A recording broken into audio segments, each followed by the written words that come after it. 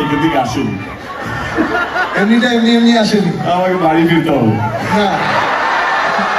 দাদা বসো, সুশ্রী প্লিজ বসো। তোমরা বসো।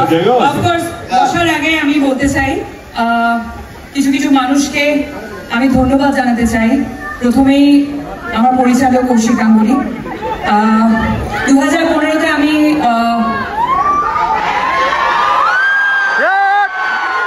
বলছি একটু প্লিজ ধূমকেতু নিয়ে কথা বলে নি।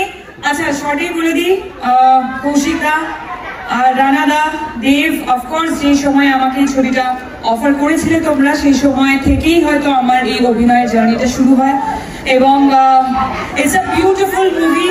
14ই আগস্ট থেকে তোমাদের কাছে আসছে। আর এটাই বলতে চাই যে এই 9 বছরে সবকিছুর একটা নির্দিষ্ট সময় থাকে, ধূমকেতুর একটা নির্দিষ্ট সময় এসেছে, সেটা রিলিজ হচ্ছে।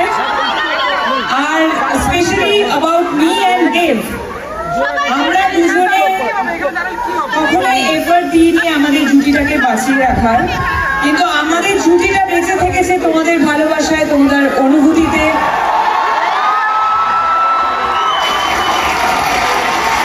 তোমাদের কান্নায়, তোমাদের হাসিতে, তোমাদের রাগে, তোমাদের সমস্ত অনুভূতিতে আমরা থেকেছি। তার জন্য অনেক অনেক অনেক ধন্যবাদ। Thank you. এটার পর একটা কথা বলতেই হয়, যেটা আমরা আমাদের জন্মের আগে থেকে দেখেছি, আমার মা বাবার কাছে শুনেছি, আমরা সবাই উত্তম কুমার এবং সুচিত্রা সেনের জুটি নিয়ে কথা বলতাম। ওনারা একসাথে প্রচুর সিনেমা করেছেন।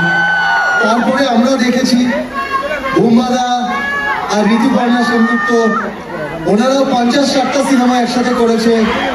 তারপরে এত পপুলার একটা জুটি ওনাদের, তারপরেই যদি কোনো জুটি থাকে, আর সেটার জন্য এত উন্মাদনা তো আমরা দেখিনি কারোর জন্য, দেশের জন্য। তোমাদের কয়েকশো সিনেমা তো হয়ে গেছে একসাথে মনে হয়। না, আমার 4টে ছবি হয়েছে। কি বলছো?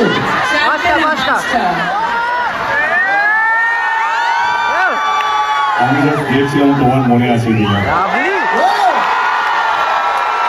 আসলে 5টা নয়, 6টা। ধূমকেতুকে ভুলে যাবো। তুমি যেখানেই থাকো, যত বড়ই হও না কেন, ধূমকেতু তোমাকে কোথাও ছাড়বে না।